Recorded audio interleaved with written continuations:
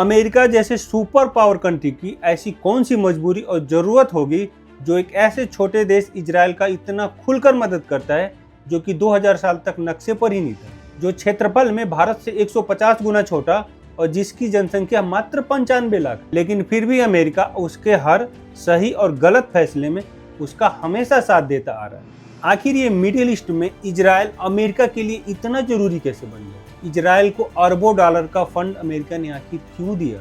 आखिर अमेरिकी राष्ट्रपति चुनाव में अमेरिकन इजरायलियों का इतना वर्चस्व कैसे है?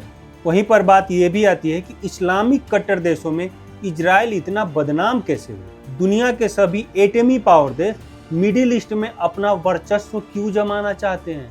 ऐसा क्या मिडिल ईस्ट में छुपा है जिसके लिए वर्ल्ड वॉर जैसा माहौल बन गया है?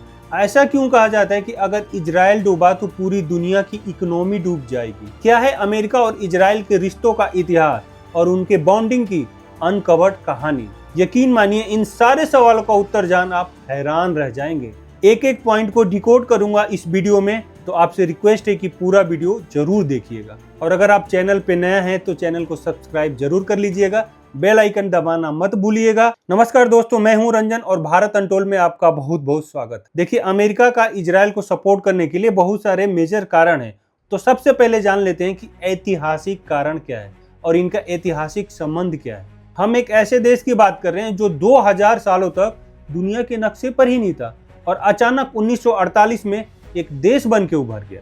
इजराइल का गठन मात्र एक राजनीतिक घटना नहीं थी, ये 2000 सालों का पीड़ा, संघर्ष और एकता की कहानी है, और जिसके साथ विवाद और टकराव की शुरुआत भी हुई थी। 14 मई 1948 को इजराइल देश की घोषणा हुई थी और उसके अगले दिन ही 5 अरब देशों ने मिलकर इजराइल पर अटैक कर दिया। लेकिन मात्र एक दिन का देश जैसे तैसे उस वक्त अपने को सेव कर लेता है और फिर यहीं से शुरू होता है एक नए देश की संघर्ष, अस्तित्व और उसके पहचान की लड़ाई, और साथ में सुपर पावर कंट्री अमेरिका की एंट्री भी। इजराइल का जब गठन हुआ तो उन देशों में सबसे पहले अमेरिका ही वो देश था जिसने वैश्विक स्तर पर इजराइल को एक देश की मान्यता दी थी। अमेरिका को इजराइल का समर्थन एक धार्मिक और भावात्मक फैसला नहीं था, बल्कि सोची समझी रणनीति के तहत राजनीतिक, धर्म, आर्थिक, तकनीकी और रक्षा से जुड़ा हुआ मामला था।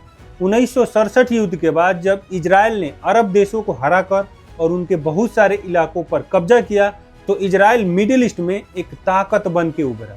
उस दौर में अमेरिका और यूएसएसआर का कोल्ड वार चल रहा था। इजिप्ट और सीरिया जैसे देश ऑलरेडी यूएसएसआर के गोद में जाकर बैठे थे। अब अमेरिका ने तेल से मालामाल इस इलाके पर अपना कंट्रोल रखने के लिए और सोवियत संघ से मिडिल ईस्ट में निपटने के लिए इजराइल से बड़ा और बेहतर पार्टनर कोई मिल ही नहीं सकता था। दूसरा रीजन है राजनीतिक संबंध।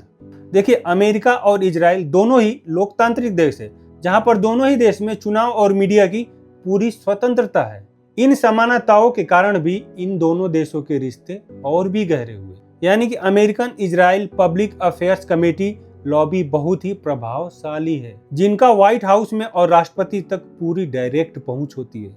और यही कमेटी अमेरिकी सांसदों को इजराइल के पक्ष में नीतियां बनाने के लिए प्रेरित करती है। कई अमेरिकी नेता तो इजरायली समुदाय से चंदा और उनका समर्थन पाने के लिए इजराइल का खुलकर समर्थन करते हैं। और हाँ, संयुक्त राष्ट्र में अमेरिका इजराइल के खिलाफ प्रस्ताव पर वीटो लगाता है और वैश्विक स्तर के मंच पर हमेशा इजराइल के लिए एक ढाल बनकर खड़ा रहता है।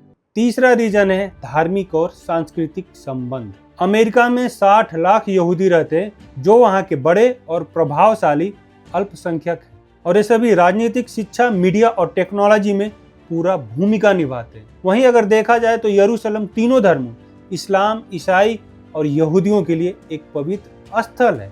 वहीं ईसाई धर्म का मानना है कि उनके यीशु को इसी शहर में क्रॉस पर चढ़ाया गया था, और ईसाई धर्म के लोग यरूशलेम को बाइबल का केंद्र भी मानते हैं। वहीं पर अगर इस्लाम के नजरिए से देखा जाए तो अल अस्का मस्जिद उनकी तीसरी सबसे पवित्र मस्जिद है, और उनका मानना है कि मोहम्मद साहब इसी स्थान से जन्नत में गए थे। लेकिन अमेरिका का यरूशलेम को लेकर क्लियर स्टैंड है।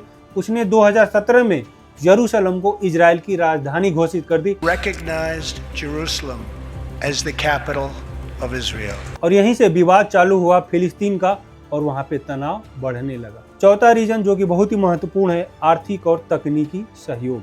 अमेरिका हर साल इजराइल को 3.8 अरब डॉलर यानी करीब 31,000 करोड़ रुपए का सैन्य सहायता देता है, वो भी बिना किसी शर्त के।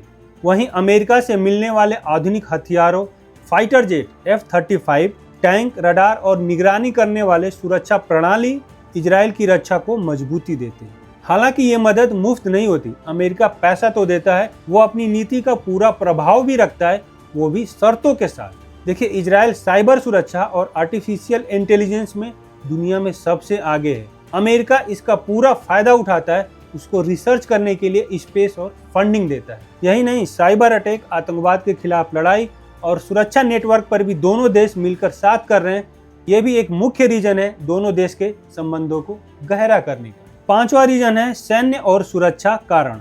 1967 और 1973 के अरब और इजराइल युद्ध के बाद से ही अमेरिका ने इजराइल को अस्थायी सैन्य सहायता देना शुरू कर दिया था और तब से लेकर आज तक हर साल ये मदद बढ़ती ही गई। अमेरिका ने द्वितीय विश्व युद्ध के बाद से अब तक इजराइल को 317 बिलियन डॉलर का आर्थिक मदद दे चुका है, जिसमें से 97.7% धनराशि इजरायली सेना को दी गई और बाकी की राशि इजराइल की आर्थिक व्यवस्था में लगाई गई। अमेरिका ने किसी भी अन्य देश की तुलना में इजराइल को सबसे अधिक विदेशी धनराशि प्रदान की है। तो ये कुछ मेजर रीजन थे अमेरिका का इजराइल को सपोर्ट करने का। आई होप अब आपका ये कॉन्सेप्ट क्लियर हो गया होगा। अगर आपको स्टिल डाउट है तो प्लीज़ कमेंट बॉक्स में कमेंट कीजिए, मैं आपके कॉन्सेप्ट को क्लियर करूँगा। बाकी अगर आपको वीडियो अच्छा लगा हो तो लाइक, शेयर और कमेंट जरूर कीजिएगा। जय हिंद।